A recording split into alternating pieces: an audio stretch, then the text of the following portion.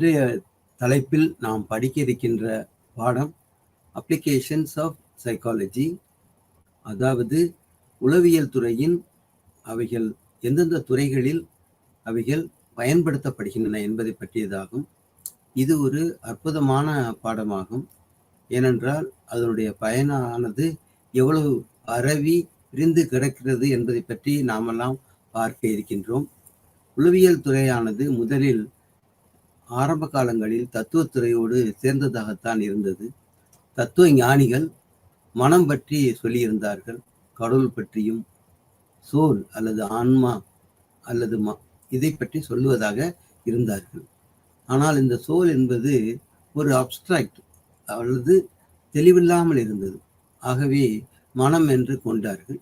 மனமும் நாம் எங்கு இருக்கிறது என்பதை தேடி பார்ப்பது போல் இருக்கிறது. அதன் பிறகு அதனுடைய வளர்ச்சியில் நாம் பார்ப்பது என்னவென்றால் நடத்தை என்றால் எங்கெங்கு மனித இனம் இருக்கின்றதோ, எங்கெங்கு விலங்குகள் இருக்கின்றனவோ அவைகள் எல்லாம் ஒரு விதமான நடத்தையில் ஈடுபடுவதாக அவர்கள் இருக்கின்றார்கள். மனிதர்களும் இந்த காலத்தில் பல்வேறு துறைகளில் பல்வேறு முகங்களில் அவர்கள் செயல்படுகின்றார்கள். அதாவது நடத்தையில் ஈடுபட்டிருக்கிறார்கள். எங்கெங்கு நடத்தையில் ஈடுபட்டிருக்கிறார்களோ அதை பற்றி படிக்கின்ற பொழுது நாம் நடத்தையிலிருந்து மனத்தை பற்றி படிக்கின்றோம்.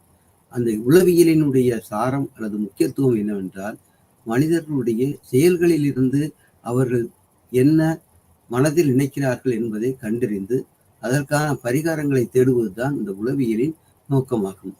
ஆகவே இன்றைய காலகட்டத்தில் உணவு, உடை மற்றும் பல்வேறு துறைகளிலும் மக்கள் செயல்படுகின்றார்கள். அவர்கள் செயல்படுகின்ற பொழுது இது ஒரு நோக்கத்திற்காக, ஒரு பயனுக்காக அல்லது ஒரு தேவைக்காக அவர்கள் செயல்படுகின்றார்கள். ஆகவே அவருடைய செயல்களிலிருந்து என்ன நோக்கம், என்ன தேவை, சரியான பாதையில் அவர்கள் செயல்படுகிறார்களா இல்லை பிறழ்வான பாதையில் செயல்படுகிறார்களா என்பதை பற்றியெல்லாம் ஆய்வு செய்வதுதான் இந்த உளவியலின் ஒரு நோக்கமாக இருக்கின்றது. இப்பொழுது நாம் பார்க்கின்ற அப்ளிகேஷன்ஸ் என்னவென்றால் பல்வேறு துறைகளில் இவைகள் பயன்படுத்தப்படுகின்றன. உதாரணமாக குழந்தையாக இருக்கின்ற போது சைல்டு சைக்காலஜி, அவர்கள் படிக்கின்ற பொழுது எஜுகேஷனல் சைக்காலஜி, அவர்கள் வேலைக்கு வருகின்ற பொழுது இண்டஸ்ட்ரியல் சைக்காலஜி அல்லது ஹியூமன் ரிலேஷன்ஸ், இது போன்றவற்றை இருக்கின்றார்கள். இதுபோக அவர்கள் மருத்துவம் ஹெல்த் சைக்காலஜி இருக்கிறது, இதுபோக ஸ்போர்ட்ஸ் சைக்காலஜி இருக்கிறது, இதுபோக ஏவியேஷன் சைக்காலஜி இருக்கிறது. இது போன்று அவர்கள் எங்கெங்கு இந்த மனிதர்கள் செயல்படுகிறார்களோ அல்லது அவர்கள் தொழில் செய்கிறார்களோ அங்கெல்லாம் அவர்கள் ஒரு விதமான நடத்தையில் ஈடுபடுகின்றார்கள். இது போக ஒரு கூட்டமைப்பில் சமூகம் என்று இருக்கின்ற பொழுது சோசியாலஜி இருக்கிறது. அந்த சமூகமானது எவ்வாறு இருக்கிறது, அவர்கள் அதில் பண்பட்டதாக செயல்படுகிறார்களா அல்லது பண்பாடு இல்லாமல் செயல்படுகிறார்களா, இவைகளை பற்றியெல்லாம் பார்ப்பதுதான் இந்த உளவியலின் நோக்கமாக இருக்கிறது. உலகின் வேறு வேறு பகுதிகளில் நாம் அன்றாட பத்திரிகையில் பார்ப்பது என்னவென்றால் இந்த போர்கள் நடக்கின்ற பொழுது அவர்கள் மனித இனமே பயந்து நடுங்கி அவர்கள் எவ்வளவு அச்சப்படுகின்றார்கள், எங்கெல்லாம் ஓடி ஒளிகின்றார்கள், அவருடைய அன்றாட வாழ்க்கையில் செயல்பாடுகளை செய்ய முடியாமல் எவ்வளவு பரிதவிக்கிறார்கள் என்பதை பற்றியெல்லாம் பார்க்கின்றோம். ஆகவே ஒரு குறிப்பிட்ட காலநிலையில் வேறு வேறு நிலைப்பாடுகளில் அவர்கள் செயல்பட வேண்டியதாக இருக்கிறார்கள். ஒரு பதட்டமான காலங்களில் எவ்வளவு ஆங்ஸைட்டி அல்லது எவ்வளவு பதட்டம், எவ்வளவு அவர்கள் மன உளைச்சலோடு அவர்கள் செயல்படுவதாக இருக்கிறார்கள், ஓடியும் ஒளிந்தும் அவர்கள் வாழ்வதற்கு தேவையானதாக இருக்கிறது என்பதை பற்றியெல்லாம் பார்க்கின்றோம். இவைகளிலிருந்து நான் சொல்ல வருவது என்னவென்றால் எங்கெங்கு நடத்தையில் இருக்கின்றதோ அங்கெல்லாம் நாம் இந்த மனத்தினுடைய செயலை பற்றி போய் பார்க்கிறோம். அதாவது நடத்தையின் மூலம் செயலை பற்றி, மனதை பற்றி பார்ப்பது தான் இந்த உளவியலின் ஒரு நோக்கமாக இருக்கிறது என்பதை பற்றி பார்க்கின்றோம். இப்பொழுது பாடங்களை ஒன்றொன்றாக பார்க்கலாம். ஆகவே நான் ஒரு பொதுவான விளக்கத்தை சொல்லிவிட்டேன். அதில் ஒரு மனம் என்கின்ற பொழுது அவற்றில் 3 முக்கியமான கூறுகள் இருக்கின்றன. அவைகள் திங்கிங், ஃபீலிங் அண்ட் வில்லிங். சிந்தனை. மனிதர்கள் சிந்தனை செய்பவர்கள் ஆகும். மனிதர்கள் ஃபீலிங், உணர்வுகள் உடையவர்கள் ஆவர். Thinking, feeling. அதோடு மட்டுமல்லாமல் வில்லிங், அவர்கள் செயல்படுகின்றார்கள். அவர்கள் என்ன செய்ய வேண்டும் என்பதை பற்றி முடிவு செய்கிறார்கள், எப்படி செய்ய வேண்டும் என்பதை பற்றி எல்லாம் முடிவு செய்கிறார்கள். ஆகவே இந்த மனமானது 3 முக்கியமான கூறுகளை உள்ளடக்கியது. அவைகள் 1 திங்கிங், 2 ஃபீலிங், மூன்றாவது வில்லிங். ஆகவே இந்த மூன்றை வைத்துக் கொண்டு இந்த மனிதர்கள் செயல்படுவதை நாம் பார்க்கலாம். இப்பொழுது பாடம் 10.2 clinical psychology and health psychology. Clinical சைக்காலஜியில் நாம் என்ன பார்க்கின்றோம் என்பதை பற்றி பார்க்கிறோம். ஆகவே மனம் இவ்வாறெல்லாம் இருந்தாலும் மன பிறழ்வுடையவர்கள் இருப்பதை நாம் பார்க்கின்றோம். சிறு குழந்தை என்றால் ஆட்டிசம் என்றும், வயதில் மூத்தவர்கள் அல்லது முதிர்ந்தவர்கள் என்றால் ஸ்கிசோஃப்ரெனியா போன்ற பல்வேறு நோய்கள், மனநோய்கள் இருப்பதை நாம் பார்க்கின்றோம். இவர்கள் இந்த நோய்கள் ஹெரிடிட்ரி அல்லது பாரம்பரியமாக வந்ததாகவும் இருக்கலாம், அல்லது இந்த சமூகத்தின் ஸ்ட்ரெஸ் அல்லது இந்த சமூகத்தினுடைய ஒரு அமுக்கத்தின் காரணமாக, பல்வேறு பிரச்சனைகளின் காரணமாக அவர்கள் இந்த மனப்பிறழ்வு உடையவர்களாக இருக்கிறார்கள். இதை பற்றி அவர்கள் ஏன், அவருடைய உணர்வுகள் இவ்வாறு இருக்கிறது, அவர்கள் ஏன் இவ்வளவு கவலைப்படுகின்றார்கள், இதை பற்றியெல்லாம் ஆய்வு செய்து அதற்கான பரிகாரங்கள், தெரப்பி அல்லதுக்கான பரிகாரங்களை கூறுவதுதான் இந்த கிளினிக்கல் சைக்காலஜியினுடைய வேலையாக இருக்கிறது. ஆகவே அவர்களை பேச வைத்து அந்த குறிப்பிட்ட நபர் அல்லது அந்த சப்ஜெக்ட் அல்லது அந்த பாதிக்கப்பட்ட நபரை கூப்பிட்டு அவர்களை பேச செய்து அவருடைய பிரச்சனைகளை கூர்ந்து கவனித்து அதற்கு என்ன பரிகாரங்கள் கொடுக்கலாம், எப்படி அவரை தேற்ற முடியும் என்பதை பார்ப்பதுதான் ஒரு கிளினிக்கல் சைக்காலஜிஸ்டுடைய வேலையாக இருக்கிறது. ஆகவே இதில் சைக்காலஜிஸ்ட் அண்ட் சைக்கியாட்ரிஸ்ட் இந்த வேறுபாடை நாம் அறிந்து கொள்ள வேண்டும். சைக்கியாட்ரிஸ்ட் என்பவர் எம்பிபிஎஸ் படித்து அதன் பிறகு எம்டி சைக்கியாட்ரி படிப்பவர்கள் ஆவர். இவர்கள் மருந்து இந்த நோயாளிக்கு கொடுப்பார்கள். ஒரு சோர்ந்து படுத்திருக்கிறான் அல்லது மனப்பிறழ்வில்லான், அவன் கையை காலை உதறி கொண்டிருக்கிறான், அதாவது ஃபிட்ஸ் வந்தவனாக இருக்கின்றான் என்றால் அவனுக்கு ஏதாவது மருந்து கொடுத்து அவனை தூங்க வைக்க வேண்டும். அதற்கு இந்த சைக்கியாட்ரிஸ்ட் உதவுகிறார்கள். அவர்கள் மருத்துவத்துறையில் படித்து இந்த மனத்தை பற்றி ஆய்வு செய்பவர்கள். அவர்கள் சைக்கியாட்ரிஸ்ட் என்றும் அவர்கள் மருந்து பிரயோகிக்க முடியும் என்பதை பற்றி சொல்லப்பட்டிருக்கிறது. ஆனால் ஒரு சைக்காலஜிஸ்ட் என்றால் அவர் இந்த பிரச்சனைகளை ஆய்வு செய்து அவருக்கு அறிவுரைகள் கூறுவர். ஆகவே அவர் சைக்காலஜிஸ்ட்.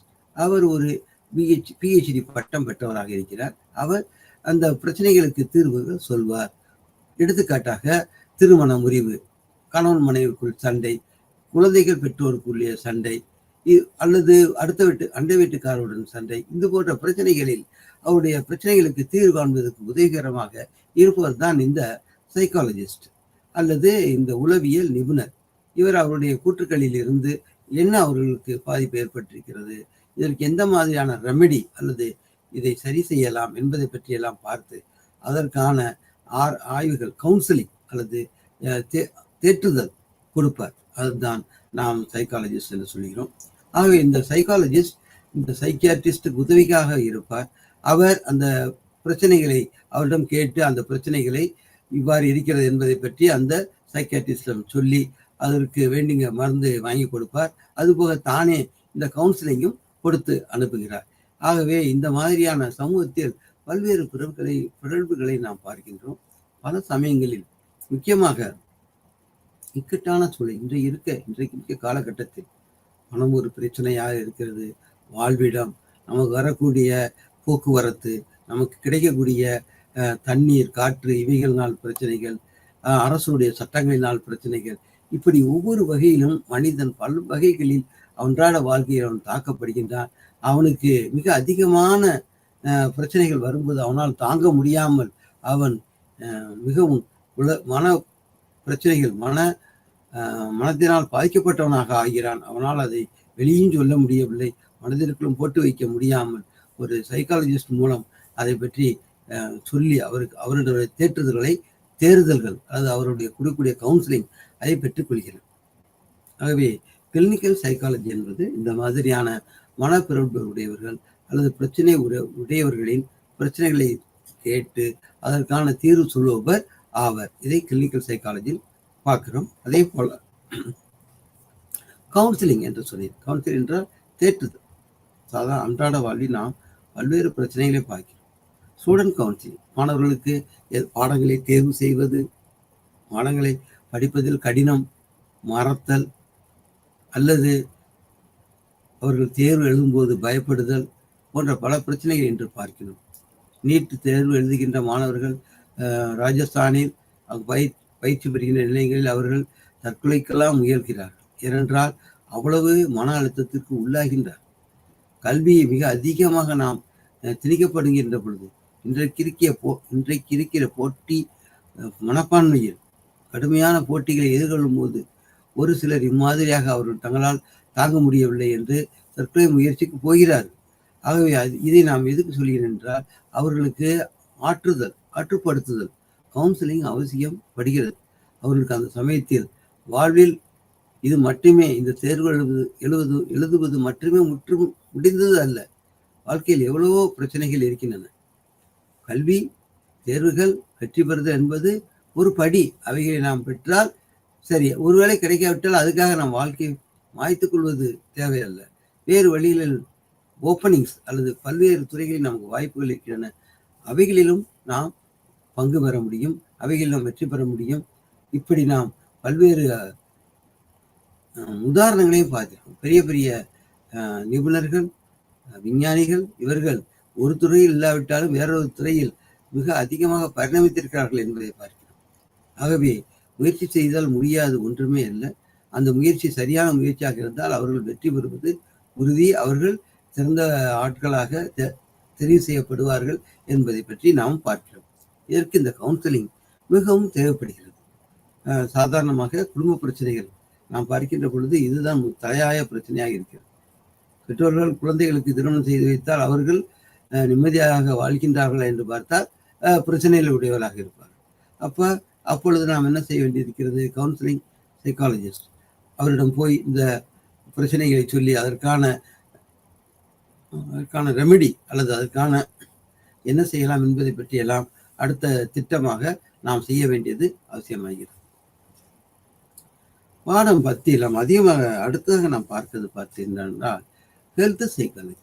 ஹெல்த் என்றால் உடல்நிலை. மனிதனுடைய இன்றைய வாழ்க்கையில் உடல்நிலை மிகவும் முக்கியமானதாக கருதப்படுகிறது. அவனுடைய அன்றாட வாழ்க்கையினுடைய நடைமுறைகளுக்கும் அன்றாடம் அவன் செயல்பாடுகளுக்கும் நல்ல உடல்நலம் இருந்தால்தான் அவனால் சிறப்பாக செயல்பட முடியும். நல்ல உடல்நலம் இல்லாதவர்களுடைய செயல்பாடுகள் இன்னெஃபெக்டிவ் அல்லது முழுமையடையாமல் அவர்கள் சிரமப்படுவார்கள். ஆகவே அவர்கள் அடிக்கடி மருத்துவரை நாடுவார்கள். மருத்துவ நிலையங்களுக்கு சென்று மருந்து வாங்குவதும் அங்கு ஓய்வெடுப்பதும் அவருடைய வேலையாக இருக்கிறது. United Nations health organisation WHO விளக்கத்தின்படி இந்த ஹெல்த் சைக்காலஜி அல்லது உடல்நிலை பற்றி கூறப்பட்டுள்ள உளவியலானது என்ன சொல்கின்றது என்றால், ஒருவன் வெறுமன இந்த பாதிப்புகளை தவிர்ப்பது மட்டுமல்ல, அவன் நல்ல உடல்நலத்தோடு இருக்க வேண்டும் என்றால் இப்படியெல்லாம் இருக்க வேண்டும். அதாவது சரியான உணவு, சரியான வேலை, சரியான ஓய்வு, அதுபோக யோகா போன்ற பயிற்சிகள், இவைகள் எல்லாம் இருக்கும் பொழுதுதான் அதன் அவனுடைய ஹெல்த் உடல்நிலையானது சரியாக இருக்கிறது.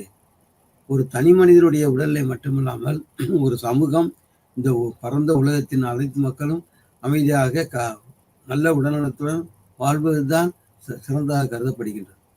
எங்கேயோ இருந்து வந்த இந்த கொரோனா தொற்று நோய் இந்த அகில உலகமும் வாய்ப்பை ஏற்படுத்தி லட்சக்கணக்கான கோடிக்கணக்கான மக்கள் இறந்து போய்விட்டார்கள்.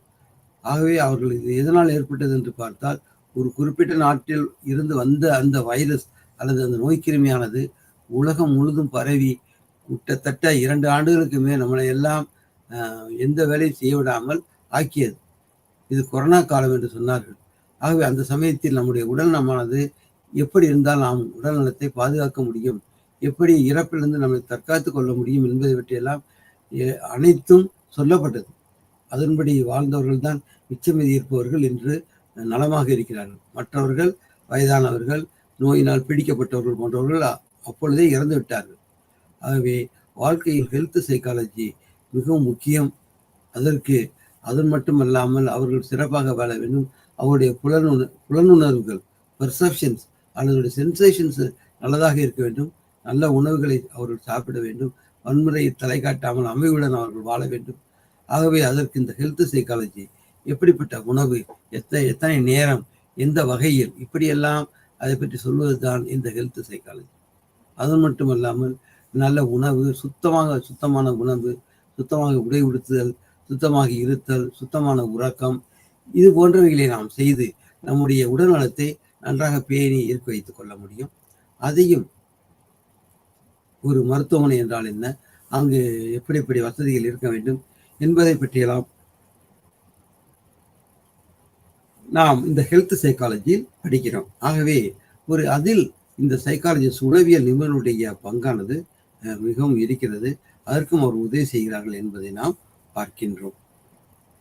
அதுபோக அடுத்து நாம் பார்க்க இருக்கின்ற அட்டவணையானது ஒர்க் அண்ட் ஆர்கனைசேஷன். 10வது பாடத்தில் 3வது பிரிவு. இதில் இன்ஜினியரிங் சைக்காலஜி என்று காணப்படுகிறது, போட்டிருக்கிறது. இன்ஜினியரிங் சைக்காலஜி என்றால் என்ன என்பதை பற்றி பார்க்க வேண்டும். மனிதர்களில் ஒரு சாரார் இந்த மாதிரியான இன்ஜினியரிங், ஒரு சாரார் மருத்துவம் தேடி படித்தால், ஒரு சாரார் இந்த பொறியியல் படிப்பார்கள், பொறியியலில் வல்லுநராக இருப்பார்கள். இதை பற்றி கூறுவதுதான் இன்ஜினியரிங் சைக்காலஜி. இதில் இந்த மாணவர்கள் இந்த கணிதம் அல்லது வேதியியல், இயற்பியல், இந்த விஞ்ஞான பாடங்களில் எவ்வளவு திறமையுடையவர்களாக இருக்கிறார்கள் என்பதை பார்த்து அவர்கள் மேற்கொண்டு இந்த இன்ஜினியரிங் படிப்பை படிப்பதற்கு அந்த அரசும் இந்த கல்லூரிகளும் இந்த பள்ளிகளும் மிகவும் உதவுகின்றன. ஆகவே அதை பார்த்து அவர்கள் இந்த மாதிரி பொறியியல் கல்லூரி அல்லது மருத்துவக் கல்லூரிக்கு அவர்கள் அனுமதி கேட்டு அவர்கள் அப்ளை பண்ணுகிறார்கள். ஆகவே இது செய்த பிறகு அவர்கள் வேலைகளை, அந்த பாடங்களை முறையாக அவர்கள் படிக்கின்றார்கள். இன்ஜினியரிங் சைக்காலஜி பொறுத்த மட்டில் நான் என்ன சொல்கிறேன் என்றால், இது ஒரு தொழில் சம்பந்தமானது. தொழில் பாதுகாப்பு மிகவும் அவசியம். எந்த தொழிலை நாம் மேற்கொள்கிறோம் என்பது அவசியம். ஆகவே அவற்றில் அந்த தேர்ந்தெடுத்தல் தகுதியுடையவர்களா, அவர்கள் எவ்வாறு தேர்ந்தெடுக்கிறார்கள், எவ்வாறு படிக்கிறார்கள் என்பதை பற்றியெல்லாம் பார்ப்பது இந்த இன்ஜினியரிங் சைக்காலஜி. இதில் நாம் எவ்வாறு இந்த இயந்திரங்கள் அமைக்கப்படுகின்றன, எவ்வாறு வசதியாக இயந்திரங்கள் அமைக்கப்படுகின்றன என்பதை பற்றியெல்லாம் படிக்கின்றோம். தொழிலாளிகளை பொறுத்த மட்டில் தொழிலாளிகள் மிக அதிகமாக படித்தவர்களாகவும் இருக்கலாம், படிக்காத ஏழைகளும் இருக்கலாம். ஆனால் வேலைகளில் தொழில்களில் விற்பனர்களாக இருப்பார்கள். இவைகளை நாம் கண்டறிய முடியும். ஒருவர் படிக்காமலே இருந்தாலும் சிறந்த இண்டஸ்ட்ரியல் எஃபிஷியன்சி அவருக்கு இருக்கும். அதை கண்டறிந்து கொடுப்பது இந்த ஒரு உளவியல் நிபுணரின் உதவியாக அவர்கள் இருக்கிறது. ஆகவே நிறுவனங்கள் தொடங்க, நிறுவனங்களை விருத்தி செய்ய, நிறுவனங்களுக்கான ஆட்களை தேர்வு செய்தல் போன்ற வேலைகளை இந்த ஒர்க் அண்ட் ஆர்கனைசேஷனில் இன்ஜினியரிங் சைக்காலஜி பாடத்தில் பார்க்கின்றோம். அவர்களுக்கு என்ன தகுதி இருக்க வேண்டுமா, மாணவர்கள் என்றால் அவர்கள் எந்த தகுதியோடு வர வேண்டும், அப்பொழுதுதான் அவர்களை தேர்ந்தெடுப்பார்கள். ஒவ்வொரு வேலைக்கும் ஒவ்வொரு விதமான அறிவும் திறமையும் புத்தி கூறும் வேண்டியது இருக்கிறது. அவைகளை ஆய்ந்து செய்து கொடுப்பது தான் இந்த சைக்காலஜிஸ்டுடைய வேலை. ஆக ஒவ்வொரு நிறுவனத்திலும் இந்த ஒரு இண்டஸ்ட்ரியல் சைக்காலஜிஸ்ட் என்ற ஒரு பதவி இருக்கும். அதில் 2 அல்லது 3 பேர் இருப்பார்கள். அவர்கள் குறைவாக இருந்தாலும் அவர்கள் இந்த வேலையாட்களுடன் மிகுந்த தொடர்புடையவர்களாக இருந்து அவருடைய திறன்களை அளந்து, திறன் இல்லாவிட்டால் அந்த குறைகளை பற்றி சொல்லி அவர்களை நிம்மதியாக இருக்க வைப்பதுடன் தொழிற்சாலைக்கும் வேண்டிய இந்த திறனுள்ள பொருட்களை உற்பத்தி செய்வதற்கு அவர்கள் உதவி செய்வார்கள். ஆகவே இந்த இன்ஜினியரிங் சைக்காலஜி என்ற பாடத்திலும் இண்டஸ்ட்ரியல் அண்ட் ஆர்கனைசேஷன் சைக்காலஜி என்ற பாடத்திலும் இது போன்ற கருத்துக்களை நாம் பார்க்கின்றோம். இண்டஸ்ட்ரியல் சைக்காலஜி என்ற பாடமானது 1700 போன்ற ஆண்டுகளில் தான் முதலில் வந்தது. முக்கியமாக மேலை நாடுகளில் மிக சிறப்பாக அவைகள் பரவி இருந்தன. அவைகள் இன்ஜினியரிங் இந்த மாதிரியான தொழில்துறைக்கான இந்த பொருட்களை கொண்டு இறக்கினார்கள். அதன் மூலம் அவர்கள் வேலைகளை செய்தார்கள் என்பதை நாம் இந்த ஐரோப்பிய நாடுகள் பற்றி, அந்த இன்ஜினியரிங் சைக்காலஜி பற்றி படிக்கும்போது நாம் பார்க்கின்றோம். இண்டஸ்ட்ரியல் அடுத்த பாடத்தில் இண்டஸ்ட்ரியல் அண்ட் ஆர்கனைசேஷன், நிறுவனங்களை எவ்வாறு கையாளுவது. இப்பொழுது தற்காலத்தில் நிறைய ஆடவர்கள் MBA படித்து வருகிறார்கள். அவர்கள் பிசினஸ் அட்மினிஸ்ட்ரேஷன், இந்த தொழிலை எவ்வாறு செய்வது என்பது மனம் கொடுத்தும் அதை இருந்தும் படித்தும் மிக அதிகமாக திறமையுடையவர்களாக தங்களை ஆக்கிக் கொள்கிறார்கள். இதுதான் இன்ஜினியரிங் சைக்காலஜி மற்றும் இண்டஸ்ட்ரியல் அண்ட் ஆர்கனைசேஷன் சைக்காலஜி. ஆக இந்த இண்டஸ்ட்ரியல் ஆர்கனைசேஷன் சைக்காலஜிக்கு நாம் என்ன செய்கின்றோம் என்றால், ஆட்களை தேர்வு செய்யும். முதலில் விருப்பமுடைய ஆட்களை தேர்வு செய்ய வேண்டும். தகுதி உடைய ஆட்களை தேர்வு செய்ய வேண்டும். அவர்களுக்குத்தான் இந்த ட்ரைனிங் கொடுக்க வேண்டும். அல்லது இந்த ட்ரைனிங் அல்லது செயல் திட்டங்களானது சொல்லித்தரப்படவில்லை என்றால் அவருடைய திறமையானது அப்படியே மழுங்கிவிடும். ஆகவே அவர்களுக்கு அவர் வரவழைத்து தொழில் திறன்களை அவர்கள் சொல்லிக் கொடுக்கின்றார்கள். அதற்கு இந்த கல்வியானது முக்கியமானதாக இருக்கிறது. தொழிற்கல்வியானது உயர்ந்ததாக அதில் இருக்கிறது என்பதை நாம் பார்க்கிறோம். அடுத்ததாக இதில் இந்த இண்டஸ்ட்ரியல் அண்ட் ஆர்கனைசேஷன் சைக்காலஜி நான் ஏற்கனவே கூறியது போல ஆட்களை தேர்வு செய்தல் என்பது ஒரு முக்கியமான பாடமாக இருக்கிறது. தரமான அல்லது விருப்பமுடைய ஆட்களைத்தான் நாம் தேர்வு செய்ய வேண்டும். அப்பொழுதுதான் அவர்கள் தொழிலில் நீடித்து அவர்கள் இருப்பார்கள். அவர்கள் தேர்ந்தெடுக்கப்படுகின்ற பொழுது நல்ல நுணுக்கங்களோடு இன்டர்வியூ டெக்னிக்ஸ் அல்லது கேள்வித்தாள்களுடன் அவர்களை வைத்து தன்னுடைய வேலையாட்களை தேர்ந்தெடுக்கிறார்கள். ஒருவேளை அதிகமாக தேவைப்பட்டால் ஒரு வேலைக்கு அந்த நிறுவனத்திற்கு வேண்டியவர்களையும் அவர்கள் தேர்ந்தெடுத்துக் கொள்கின்றார்கள் என்பதை நாம் பார்க்கிறோம். இந்த இண்டஸ்ட்ரியல் சைக்காலஜி என்று பார்க்கின்ற பொழுது அதில் நாம் வேலை செய்வதற்கு உகந்த இடங்களாக இருக்க வேண்டும். வேலை செய்யும் இடமானது மிகவும் உகந்த இடம், பொருத்தமான இடமாக இருக்க வேண்டும். அதே சமயத்தில் அதனால்தான் நல்ல பலனை நாம் அடைய முடியும் என்பதை நாம் பார்க்கின்றோம். உதாரணமாக இண்டஸ்ட்ரியல் சைக்காலஜி பொறுத்த மட்டும் நாம் பார்க்கின்றது, அங்கேயும் இந்த தொழிலாளிகளுக்கு அவர்கள் வேலை செய்கின்றதற்கு ஒரு பொருத்தமானதாக இருக்க வேண்டும். உதாரணமாக பழைய காலத்தில் நமது மூதாதையர்கள் அம்மிக்கல் வைத்து வீட்டில் உட்கார்ந்து மாவு மஞ்சள் அரைப்பார். அவர்கள் குனிந்து அரைத்தாலும் அவர்களுக்கு உடம்பு ஒன்றும் செய்யவில்லை. உடம்பு நல்ல திரகாத்திரமாகத்தான் இருந்தார்கள். ஆனால் தற்காலத்தில் அந்த மாதிரியாக கீழே உட்கார்ந்து வேலை செய்ய நமது மகளிர் தயாராக இல்லை. அவர்களுக்காக உயரமான மேடை போட்டு அதில் வைத்தால் அதில் திறனாக அவர்கள் அரைக்க முடியும். இதை ஹியூமன் இன்ஜினியரிங் என்று நாம் எர்கோடைனமிக்ஸ் என்று பார்க்கிறோம். எர்கோடைனமிக்ஸ் என்றால் லகுவாக வேலை செய்யணும் என்றால் இந்த ஒரு குறிப்பிட்ட ஆங்கிள் அல்லது கோணத்தில் அல்லது உயரத்தில் அவை இருக்க வேண்டும். எவைகள் இருக்க வேண்டும்? கருவிகள். அப்பொழுதுதான் அந்த நபர் திறமையாக வேலை செய்ய முடியும் என்பதை நாம் பல பாடங்களின் மூலமாக பார்க்கிறோம். ஆகவே ஹியூமன் இன்ஜினியரிங் போன்ற பாடங்கள் இந்த இண்டஸ்ட்ரியல் சைக்காலஜி, ஆர்கனைசேஷனல் சைக்காலஜியில் வருகிறது. ஆட்கள் எவ்வாறு தேர்ந்தெடுக்கப்பட்டவுடன் வேலையில் நீடித்திருக்கிறார்கள். சிலர் மட்டும் அவர்கள் ஒவ்வொரு வேலைக்காக மாறி மாறி செல்பவர்களும் இருக்கலாம். ஆனாலும் நாம் திறமையானவர்களை தேர்ந்தெடுத்தால் நமக்கு ஒரு முக்கியமான பணியாக இருக்கிறது. அதனுடைய விளைவுகள் நல்ல பலன் கொடுக்கும். 10.3.3 கன்சியூமர் சைக்காலஜி. கன்சியூமர் சைக்காலஜி என்றால் என்ன என்பதை பற்றி பார்க்க வேண்டும். கன்சியூமர் என்றால் பொருட்களை நுகர்பவர்கள். ஆகவே நம் அன்றாட வாழ்க்கையில் அது வேறு வேறு நிலைகளில் இருந்தாலும் கண்டிப்பாக நாம் நுகர்தல் என்பதை செய்ய வேண்டும். நுகர்தல் என்பது கன்சியூமர். நாமெல்லாம் கன்சியூமர். அரிசியிலிருந்து பருப்பிலிருந்து பொருட்களை நாம் வாங்கி சாப்பிடுகிறோம்.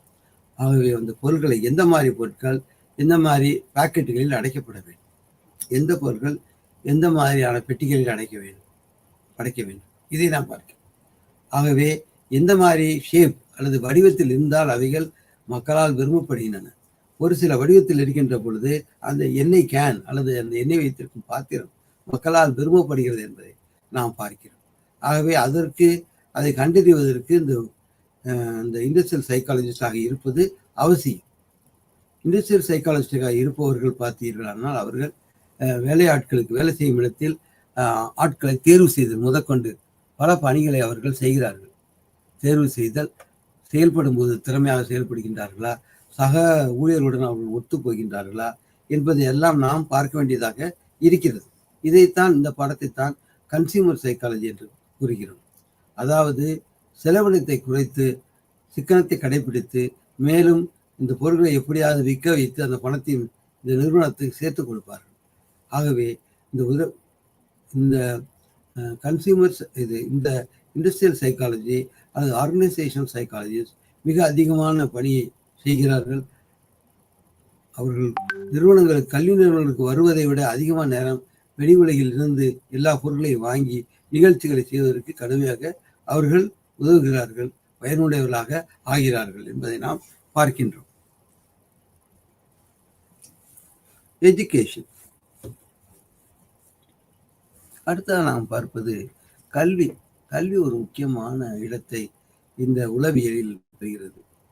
கல்வியை நாம் இன்று அனைத்து குழந்தைகளும் படிக்க வேண்டும் என்பதற்காக இலவசமாக கல்வியை கொடுத்து, மட்டுமல்லாமல் இலவசமாக நோட்டு புத்தகம், சைக்கிள், கம்ப்யூட்டர், லேப்டாப் போன்ற அனைத்தையும் அவர்கள் கொடுக்கின்றார்கள். இதெல்லாம் அவர்களுடைய மாணவர்களை ஊக்குவிப்பதற்காகவும் அவருடைய சரியான பாதையில் அவர்கள் செய்வதற்காகவும் தங்களுடைய பாடங்களை அதிகமாக படித்துக் கொள்வதற்கும் மற்ற அறிஞர்களை என்ன சொல்கிறார்கள் என்பதை தெரிந்து கொள்வதற்கும் இந்த எஜுகேஷனல் சைக்காலஜி மிக அதிகமாக உபயோகப்படுகிறது. ஒவ்வொரு நிறுவனமும் குறைந்தபட்சம் ஒரு இண்டஸ்ட்ரியல் சைக்காலஜிஸ்ட் அவர்கள் வைத்திருக்கிறார்கள். அவர்கள் ஆட்களுடைய திறன்களை சோதனை செய்கிறார்கள். அதன் மூலமாக வகைப்படுத்துகிறார்கள். First grade, second grade, third grade, fourth grade என்று வகைப்படுத்துகிறார்கள். இந்த வகைப்படுத்துகின்ற பொழுது எவ்வளவு திறமுடையவர்களாக என்பதை பார்க்கிறோம். எஜுகேஷன் சைக்காலஜி பொறுத்த மட்டில் மாணவர்கள் நாமெல்லாம் வறுமையிலும் ஏழ்மையிலும் வந்தவர்கள் ஃபர்ஸ்ட் ஜெனரேஷன் முதலாக கல்விக்கு வந்திருக்கிறார்கள். ஆகவே அவர்களுக்கு நிறையான திறமையான நிறைமையுடைய அண்டர்ஸ்டாண்டிங் அல்லது புரிதல் இருக்காமலும் இருக்கலாம். ஆகவே இந்த ஏழை குழந்தைகள் பணமின்மை, வறுமை, அதே சமயம் உணவின்மை போன்ற காரணங்களினால் பள்ளி கூடங்களுக்கு கூட அவர்கள் செய்ய முடியாமல் போகலாம்.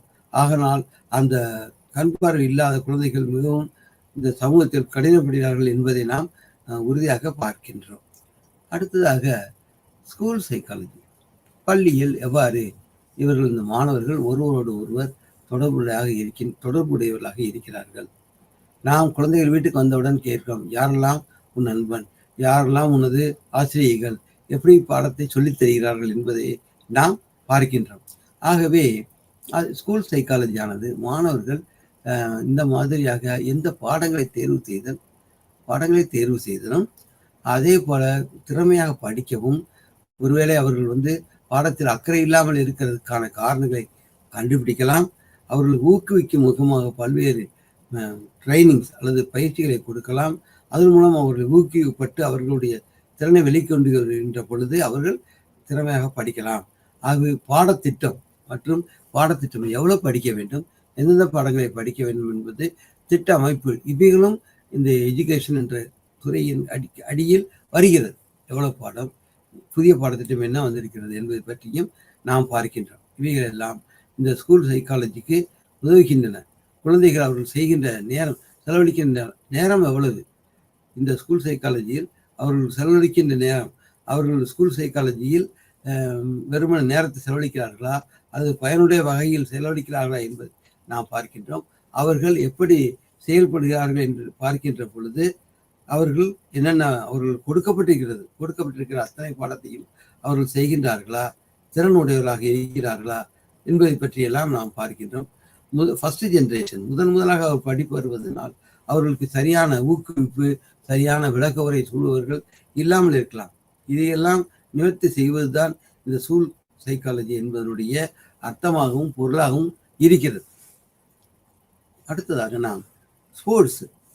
இன்றைய காலகட்டத்தில் மிக அதிகமாக நமது நாட்டு உறுப்பினர்கள் அல்லது இந்த இளைஞர்கள், யுவதிகள் பல்வேறு ஸ்போர்ட்ஸ் அல்லது விளையாட்டு நிகழ்ச்சிகளில் பங்கு கொள்கிறார்கள். விளையாட்டு நிகழ்ச்சிகளில் பங்கு கொள்வதற்கு முதலில் வயது வரம்பு போன்றவை வேண்டியது இருக்கிறது. இது மட்டுமே அல்லாமல் அந்த வயதோடு சேர்ந்து அவர்களுடைய திறனானது பரிசோதிக்கப்படுகிறது. இதிலும் செலெக்ஷன், இந்த சரியான திறனுடையவர்கள் தேர்ந்தெடுக்கப்படுகிறார்கள். ஓட்டப்பந்தயம் இது போன்ற எல்லா விளையாட்டுகளிலும் திறமையுடையவராக இருக்கிறார்களா என்பதை பற்றி பார்க்கின்றார்கள். அவைகளை வகைப்படுத்துகிறார்கள். வயது அளவிலும் 15 வயதுக்கு உட்பட்டவர்கள், 15 வயதுக்கு மேற்பட்டவர்கள் போன்ற கட்டுக்கோப்புகள்லாம் வைத்து இந்த வயதுக்குடையவர்கள் எவ்வாறு செயல்பட்டிருக்கிறார்கள் என்பதை பற்றி பார்ப்பதுதான் இந்த ஸ்கூல் சைக்காலஜியினுடைய வேலையாகும். பல்வேறு மாணவர்கள் அழுத்தத்தினால் வேறு பாதைக்கு போகிறது என்பதை நாம் இந்த காலகட்டத்தில் நாம் பார்க்கின்றோம். ஆகவே அவர்களுக்கெல்லாம் அந்த பாதிப்பு ஏற்படாமல் இருக்க அவர்களுக்கு சரியான புரிதல் கொடுக்கப்படுகின்றது. அதன் மூலம் அந்த குழந்தைகளானது ஒருவேளை படிப்பை தொடராவிட்டாலும் வேறு வேலையில் இருந்து திறன்பட இருந்து அவர்கள் மகிழ்ச்சியாக இருந்து வெற்றி பெறுகிறார்கள் என்பதை பார்க்கிறோம். அந்த வெற்றிக்கு தூண்டுகோள்களாக இந்த சைக்காலஜிக்கல் பிரின்சிபிள்ஸ் அல்லது சைக்காலஜிக்கல் இந்த கோட்பாடுகள் மிகவும் கோட்பாடு என்று சொல்ல மாட்டேன், உதவி செய்யக்கூடிய உறுப்பினர்கள், உதவி செய்யக்கூடிய அளவில் இருப்பார்கள். அவர்களும் இந்த பள்ளியின் வளர்ச்சிக்கு மிகவும் உதவுவார்கள் என்பதை பார்க்கிறோம். அதே 10 என்ற படத்தில் ஸ்போர்ட்ஸ் அண்ட் இட்ஸ் டைனமிக்ஸ், விளையாட்டு வீரர்கள், விளையாட்டுகளை எப்படி நீங்கள் இது பண்ண போகிறீர்கள், விளையாட்டுகளுக்கு ஏற்கனவே விதிகள் கொடுக்கப்பட்டிருக்கின்றன, இவ்வாறு தான் விளையாட வேண்டும் என்பதை பற்றியும் சொல்லியிருக்கிறார்கள். அதன் மூலமே அவர்கள் விளையாடுவார்கள். அதில் நாம் இண்டஸ்ட்ரியல் சைக்காலஜி என்ற படத்தில் பார்க்கிறோம். ஒரு சில காரணங்களுக்காக, தன்னுடைய சொந்த காரணங்களுக்காக குறிப்பிட்ட இடத்திற்கு வராமல் போகலாம். அப்பொழுது அது ஒரு கடினமான ஒரு நிலமாக இருக்கும். ஆகவே ஃபாரன்சிக் சைக்காலஜி பொறுத்தமட்டில் இது கிரிமினல் சைக்காலஜி இதோடு தொடர்புடையதாகத்தான் இருக்கிறது. இரண்டுக்கும் நெருங்கிய ஒற்றுமைகள் இருக்கின்றன. அவைகளின் மூலமாக இந்த கிரைம் சைக்காலஜியானது பரவலாகவும் இந்த வயதிலும் உபயோகரமாக மனிதர்களுக்கு இருக்கிறது என்பதை பார்க்கின்றோம். அடுத்ததாக இதோடு சேர்ந்து 106வது கேள்வி, என்விரான்மெண்ட் நாம் என்ன செய்கிறோம், என்ன செய்யவில்லை என்பதை நாம் பார்ப்போம். ஆகவே இந்த கிரிமினல் சைக்காலஜியில், இந்த ஸ்கூல் சைக்காலஜியில் மாணவர்கள் எவ்வாறு செயல்படுகிறார்கள், எப்படி பாடங்களை சரியான முறையில் கையாளுகிறார்கள், அவர்கள் அடுத்த மாணவர்களோடு சேர்ந்து கொண்டு பாடங்களை தாங்களே கற்றுக்கொள்கிறார்களா, படித்து முடிக்கிறார்களா என்பது அனைத்தையும் நாம் பார்க்க வேண்டியவர்களாக இருக்கிறோம். ஆகவே இந்த பாடத்தில் எஜுகேஷன் சைக்காலஜி, ஸ்போர்ட்ஸ் சைக்காலஜி, 3வது ஸ்போர்ட்ஸ் சைக்காலஜி, இந்த பாடம் 104 மட்டுமே 3 கூறுகள் அதிகமாக பார்த்திருக்கிறோம். Educational, school and sports. இது ஒரு புறம் இருக்க, அடுத்து நாம் பார்க்க இருக்கின்ற பாடம் கிரிமினல் அண்ட் ஃபொரன்சிக். அடுத்து நாம் பார்க்க இருக்கும் பாடம் கிரிமினல் லா. கிரிமினல் லா என்றால் என்ன? இவர்கள் குறிப்பிட்ட தண்டனைக்கு உட்பட்டவர்கள். இந்த மாதிரியான தண்டனைக்கு உட்பட்டவர்களை நாம் ஜெயிலில் போட்டு அடைத்து வைக்கிறோம். 1 வருடம் 6 மாதம் இவர்களை சிறையில் அடைத்து வைக்கிறோம். இதுபோக ஃபொரன்சிக் அல்லது ஒரு இடத்தில் குறிப்பிட்ட இடத்தில் ஒரு கொலையானது நடந்து விடுகிறது. இதே ஃபாரன்சிக் டிபார்ட்மெண்ட் இந்த என்ற எண்ணுக்கு அழைத்து அவர்கள் விஷயங்களை சொல்கிறார்கள். குறிப்பிட்ட நபரால் கொல்லப்பட்டுள்ளார், ஆகவே அவருடைய பராமரிப்பதற்கு இங்கே பார்க்க வேண்டும் என்பதை நாம் பார்க்கின்றோம். அடுத்ததாக ஸ்போர்ட்ஸ். இன்றைய காலகட்டத்தில் ஸ்போர்ட்ஸ் சைக்காலஜியும் ஒரு முக்கியமான பங்கு வகிக்கிறது. ஸ்போர்ட்ஸ் சைக்காலஜியில் பல்வேறு நாடுகளிலிருந்து மாணவர்கள் வருகிறார்கள். அவர்கள் விளையாடுகின்ற பொழுது எவ்வளவு திறமையாக விளையாடுகிறார்கள் என்பதை பார்க்கின்றோம். ஆகவே ஸ்போர்ட்ஸ் சைக்காலஜியும் நாம் சேர்க்க வேண்டும். கிரிமினல் அண்ட் ஃபொரன்சிக் சைக்காலஜி என்றால் என்ன என்பதை பற்றி நாம் பார்ப்போம்.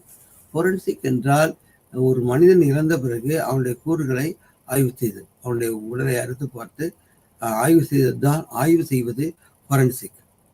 அதில் உதாரணத்திற்கு ஒரு நபர் வருகின்றார் என்று வைத்துக் கொள்வோம். அவர் இந்தியாவுக்கு வருகின்ற பொழுது $10 கொண்டு வரலாம் என்றால் அவர் $10 கூட ஒரு 1-2 கொண்டு வருகின்றார். ஆகவே அதற்கான காரணத்தை அவர் செலுத்த வேண்டும். அப்பொழுதுதான் அவர் அனுமதிக்கப்படுறார். அந்த நாட்டில் கையிலே பற்றாமல் 30 ரூபாய் வைத்துக் கொண்டிருந்தால் அதை நாம் ஒன்றும் செய்ய முடியாது.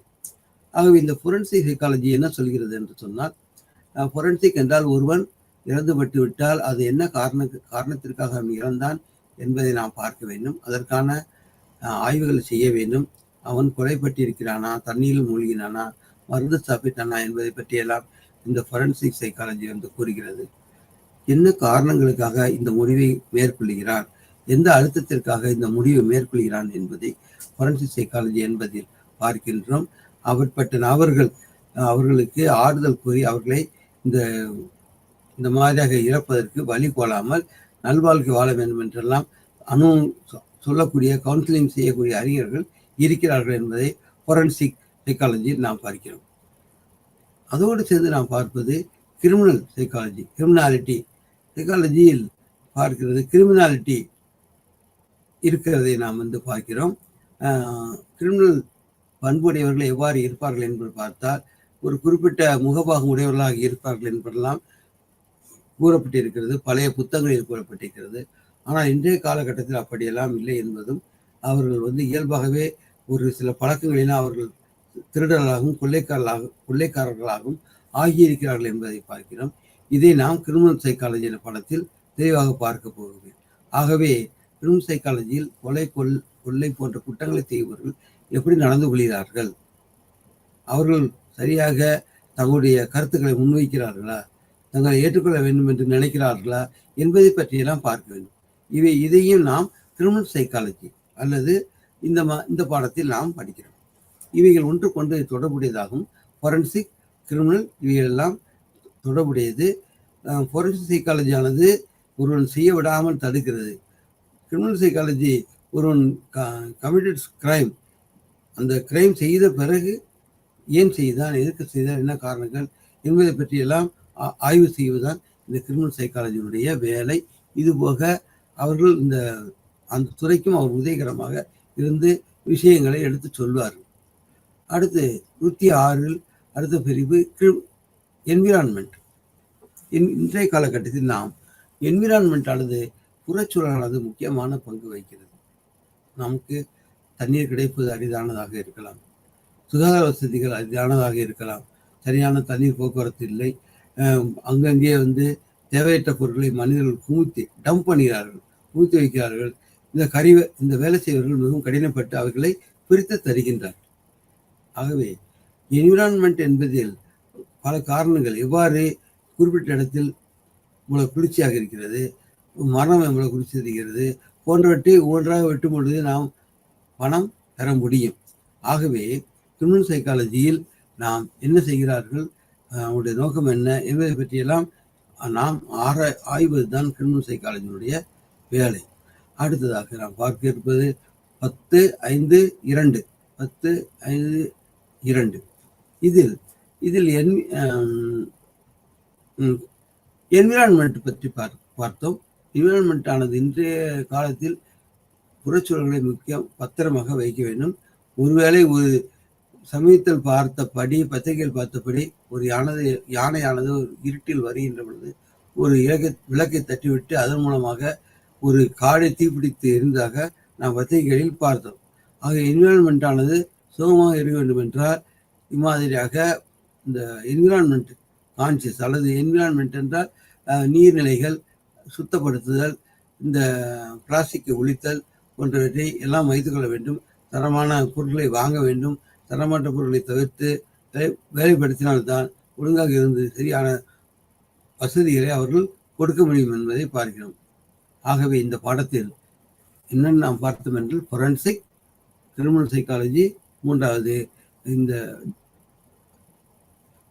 மூன்றாவதாக என்விரான்மெண்ட் பற்றி அல்லது புறச்சூழல் எவ்வாறு இருக்க வேண்டும் என்பதை பற்றியும் நாம் பார்த்தோம்.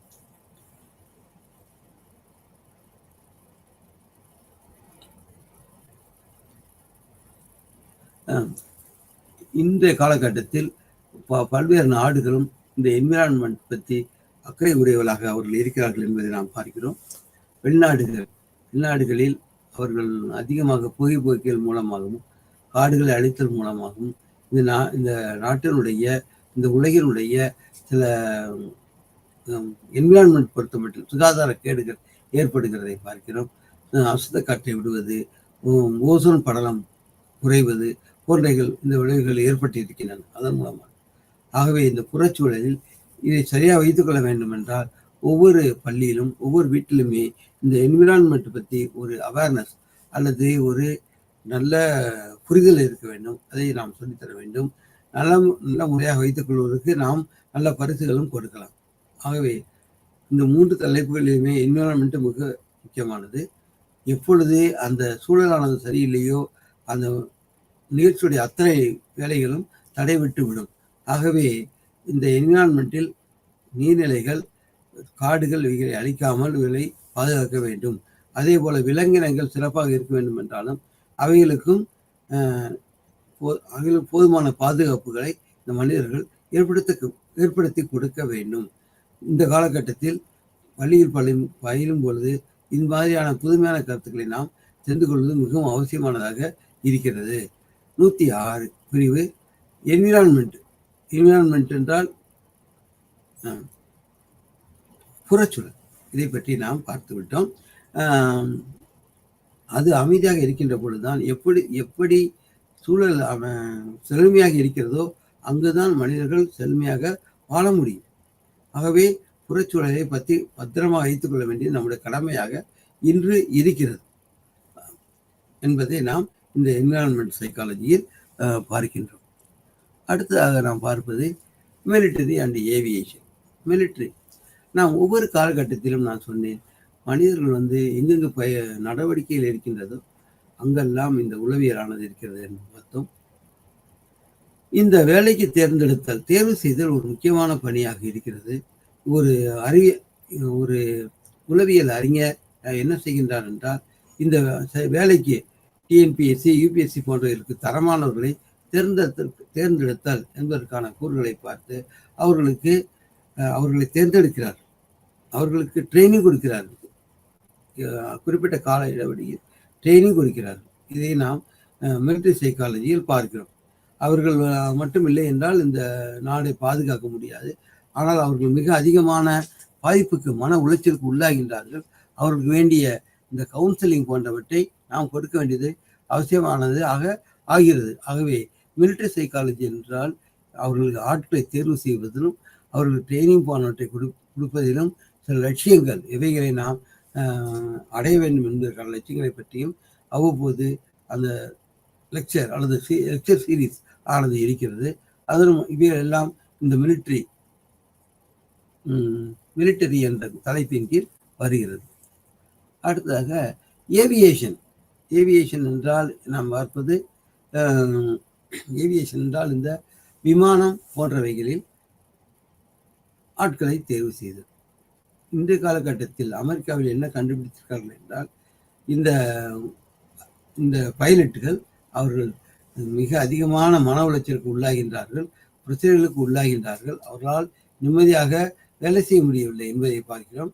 அவர்கள் இதிலிருந்து ஆகவே அவர்களுக்கெல்லாம் சரியான போதனை, சரியான பாடங்களை சொல்லித் தருவதிலும் அவர்களை ஒழுங்குபடுத்துதலும் இந்த உளவியலின் நோக்கமாக இருக்கிறது.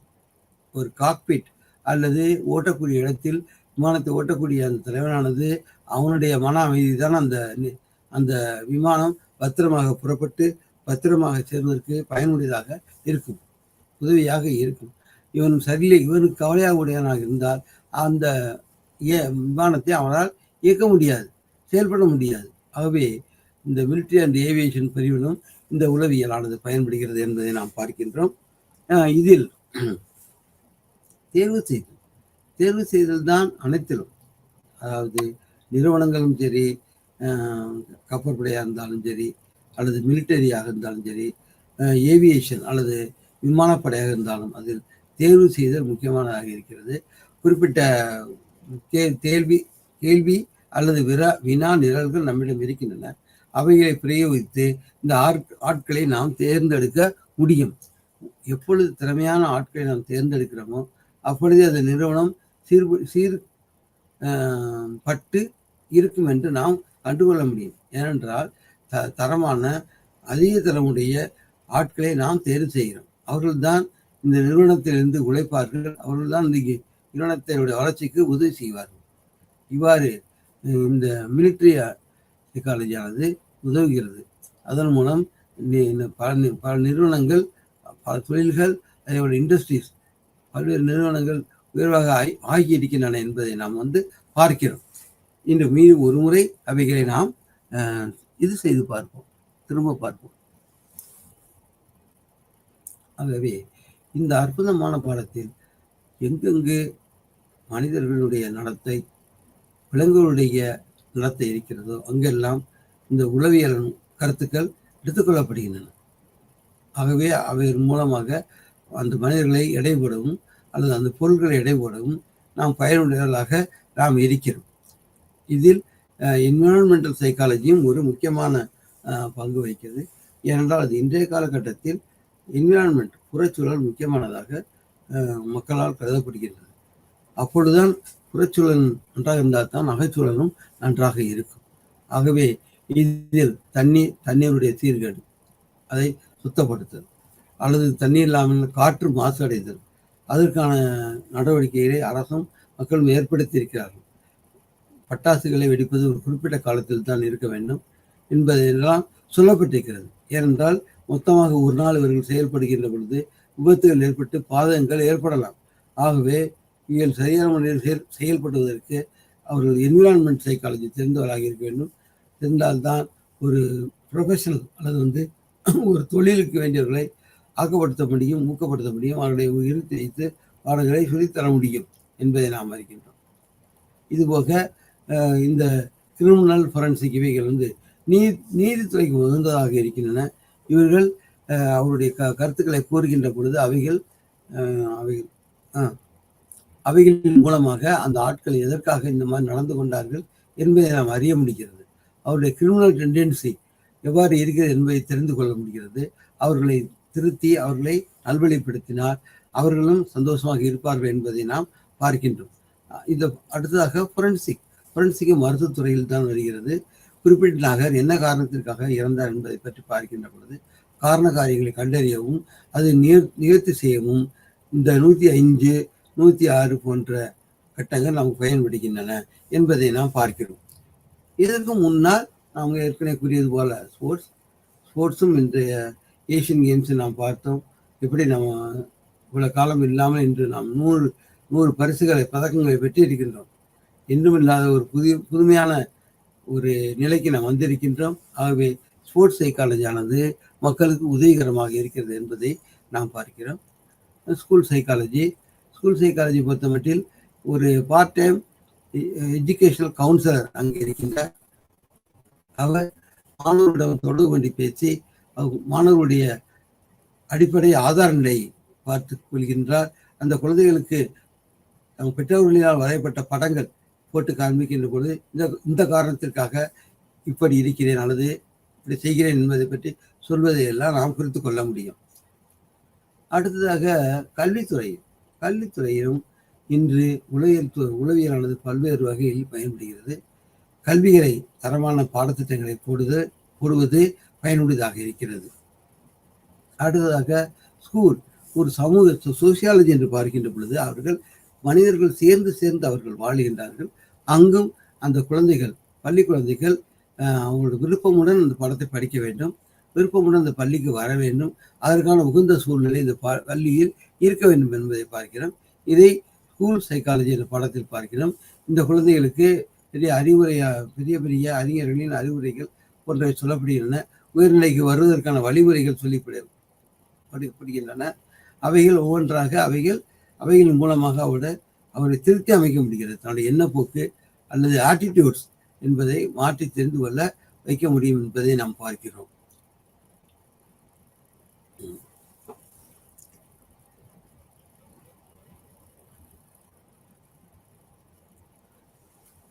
ஒர்க் அண்ட் ஆர்கனைசேஷன் நிறுவனங்களை பொறுத்த மட்டில் நிறுவனங்களில் மிக அதிகமான பளுவானது இந்த சைக்காலஜிஸ்டுக்கு இருக்கிறது.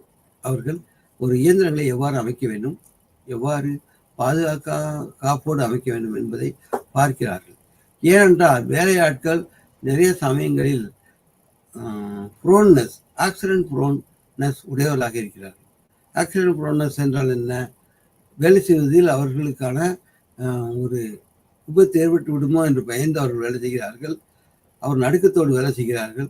அப்படி இருப்பவர்களுக்கு நாம் தனியாக கூப்பிட்டு அதெல்லாம் ஒன்றுமில்லை, பயப்பட வேண்டாம் என்று தைரியம் அல்லது ஆற்றுப்படுத்தல் நாம் செய்கிறோம்.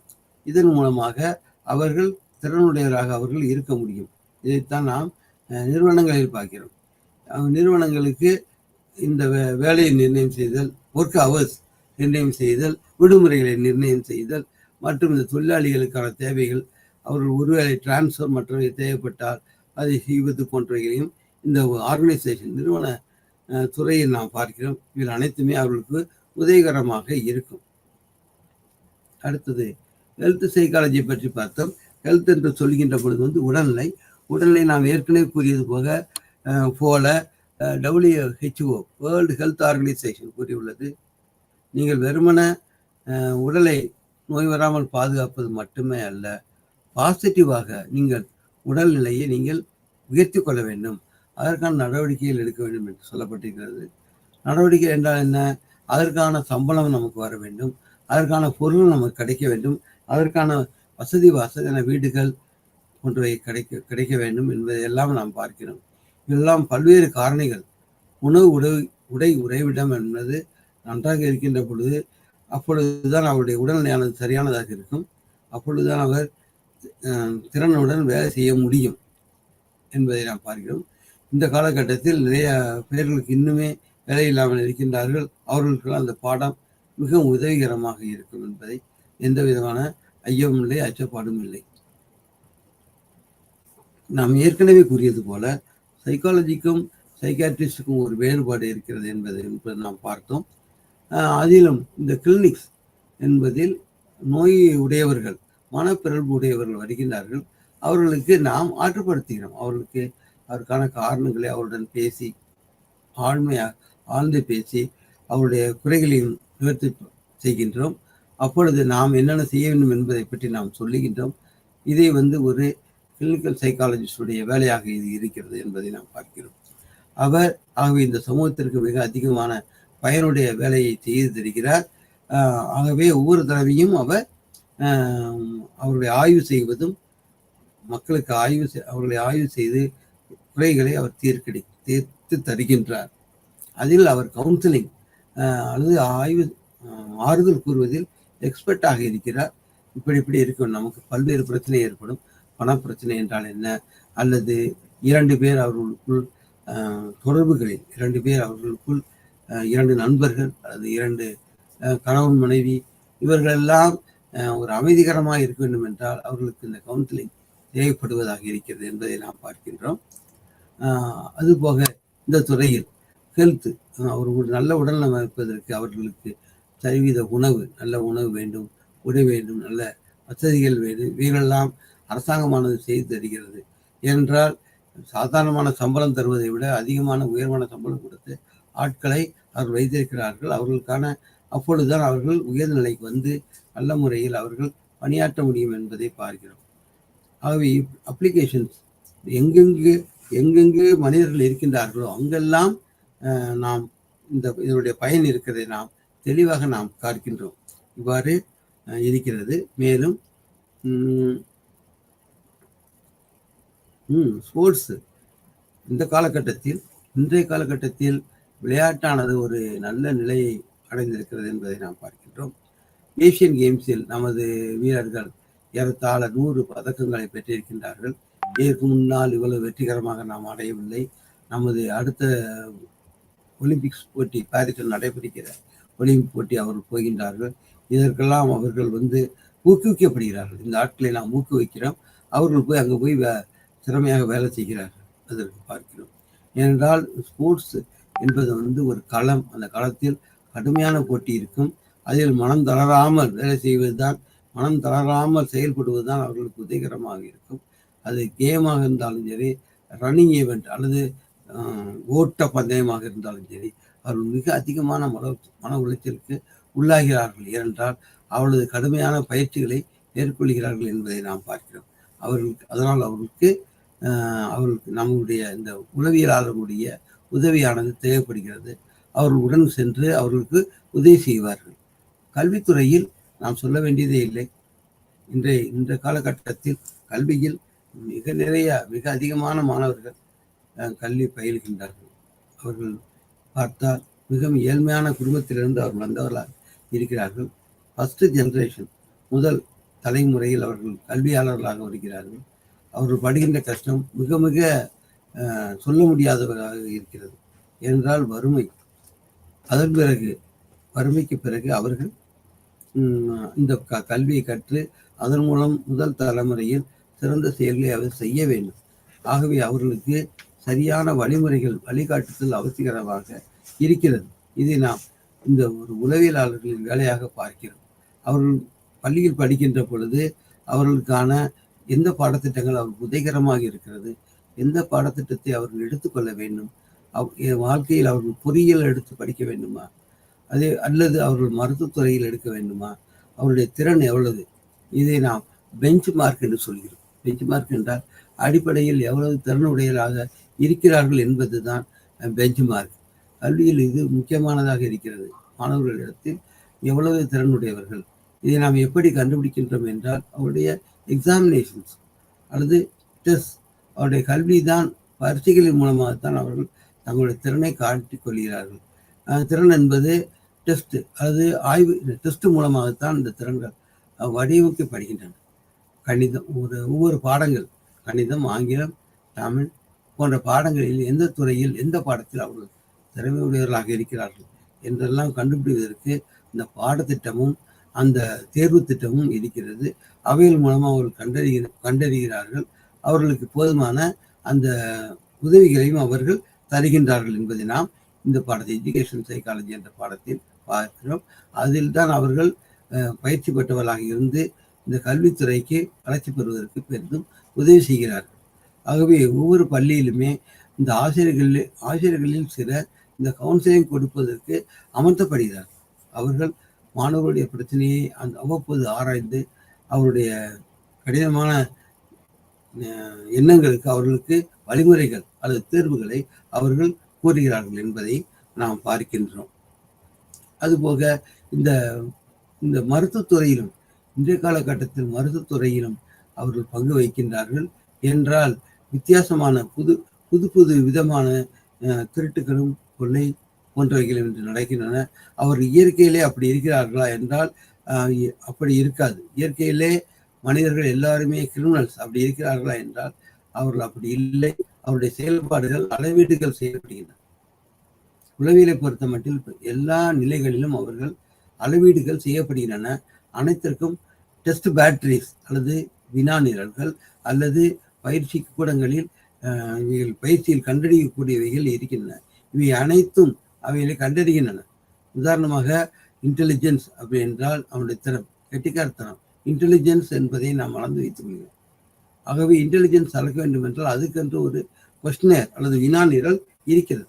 அதை பயன்படுத்தி தான் அவனுடைய இந்த இன்டெலிஜென்ஸ் அல்லது கெட்டிக்காரத்தனத்துடைய நிலையை கண்டுபிடித்து நாம் வைத்திருக்கின்றோம். ஆகவே அதற்கு இந்த டெஸ்ட் பேட்டரிஸ் இவைகள் எல்லாம் உதவிகரமாக இருக்கிறது.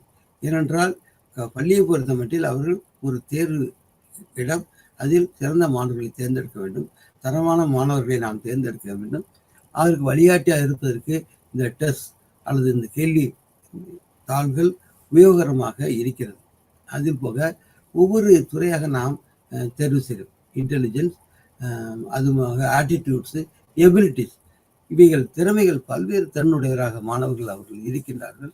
ஒவ்வொரு துறையுமே தனித்தனி திறமைகளை நாம் வேறு வேறு கேள்வி நிரல்கள், கேள்வி வினாத்தாள்கள் அல்லது கேள்விகளின் மூலமாக அவர்கள் கண்டறியப்படுகின்றார். அப்பொழுதுதான் அவர்கள் நல்ல வளர்ச்சியை பெறுவார்கள். அப்பொழுதுதான் அந்த துறையில் வல்லுநராக ஆவார்கள். அப்பொழுதுதான் அவர்களுக்கு எதிர்காலத்தில் சிறந்தவர்களாக அவர்கள் வர முடியும். அவர்கள் சரியான முறையில் வழிகாட்டுதலுக்கு இந்த ஸ்கூல் சைக்காலஜிஸ்ட் அவர்கள் உதவி செய்கிறார்கள். ஆசிரியர்களும் ஒருவேளை அவர்கள் ஆசிரியர்களாக இருக்கலாம் அல்லது தனியாக ஒரு உளவியல் நிபுணர் அந்த ஸ்கூல் அல்லது பள்ளிக்கு வந்து மாணவர்களுக்கு அவருடைய திறமையை பரிசோதித்து அவருடைய இடர்பாடுகளை கண்டறிந்து அவர் கூறுகின்றார். இந்த மாணவர்களானது வறுமையினால் இப்படி இருக்கிறார்களா அல்லது அவர்களுக்கு இயல்பிலேயே அவர்கள் திறமை குறைந்தவராக இருக்கிறார்களா, அவர்கள் என்ன பயிற்சி தர வேண்டும் என்பதை எல்லாம் இந்த ஆசிரியர்கள் அவர்களுக்கு எடுத்து கூறுகின்றார்கள். அதன் மூலம் அவர்களுடைய திறமையை நாம் ஊக்குவிக்க முடியும் என்பதை நாம் பார்க்கிறோம். இவ்வாறு கல்வித்துறையை பொறுத்த மட்டில் இன்றைய காலகட்டத்தில் மிக அதிகமான மாணவர்களுக்கு உதவி செய்வதன் மூலம் அவர்கள் நல்மாணவர்களாகவும் நல்ல திறனுடையவர்களாகவும் எதிர்காலத்தில் வந்து அவர்கள் அனைவரும் நல்ல செயல்பாடுகளை உடலாக அவர்கள் வருவார்கள் என்பதில் எந்த விதமான ஐயப்பாடுமே கிடையாது. இதுபோக ஸ்போர்ட்ஸ், ஏற்கனவே சொன்னது போல இந்த விளையாட்டுத் துறையிலும் இன்று மிக அதிகமாக நன்றாக நாம் வளர்ந்து வருகிறோம். நம் நாட்டு விளையாட்டு வீரர்கள் அகிலமெங்கும் சென்று நல்ல பதக்கங்களையும் வென்று வருகின்றார்கள். அவர்கள் இந்த விளையாட்டுத் துறையில் இருக்கின்ற போது அதிகமான மன உளைச்சலுக்கு உள்ளாகிறார்கள் என்றது கண்டறியப்பட்டிருக்கின்றது. பல சமயங்களில் எந்த போட்டிகள் சென்றாலும் அவர்கள் வெல்ல முடியும் என்பது திரும்ப அவர்களுக்கு சொல்லப்படுகின்றது. அந்த நம்பிக்கையின் பேரில் தான் அவர்கள் விளையாடுகிறார்கள். ஆகவே இன்றைய காலகட்டத்தில் வேறு வேறு விளையாட்டுத் துறைகளில் எவ்வளவு திறனுடையவராக இருக்கிறார்கள் என்பதை நாம் பார்க்கின்றோம். அவர்கள் வில் வித்தை அல்லது கபடி போட்டிகள் அல்லது வேறு வேறு துறையில் தங்க பதக்கங்களை இப்பொழுதும் கூட ஏசியன் விளையாட்டுப் போட்டிகளில் பெற்று ஏறத்தாழ 100 பரிசுகளை வென்றிருக்கிறார்கள் என்பதை பார்க்கிறோம். ஆகவே இந்த துறையில் இந்த உளவியலாளருடைய பணியானது பல்வேறு காலகட்டத்தில் பல்வேறு துறைகளில் சிறந்து விளங்குகிறது என்பதை எந்த விதமான ஐயப்பாடும் என்பதை கூறி விடைபெறுகிறேன். வணக்கம்.